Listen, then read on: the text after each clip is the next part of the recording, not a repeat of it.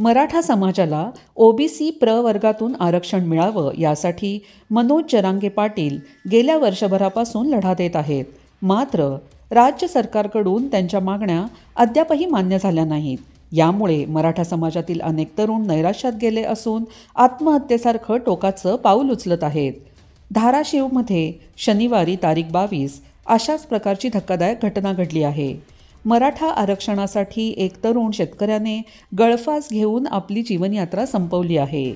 शिवाजी उर्फ अमोल विठ्ठल निलंगे असं मृत शेतकऱ्याचे नाव असून ते पाटोदा गावातील रहिवासी आहे. आत्महत्येपूर्वी त्यांनी चिठ्ठी लिहत आपली व्यवस्था मांडली आहे. शिवाजी यांनी चिठ्ठीत लिहिलंय की माझ्यावर ट्रॅक्टर आणि शेतीचे कर्ज जास्त झाले आहे. यावर्षी नापिकी असल्यामुळे हे कर्ज फेडणे शक्य नाही. तसेच माझ्या मुलाचा नंबर देखील सैनिक स्कूल यादीत सर्वात शेवटच्या क्रमांकावर लागला आहे.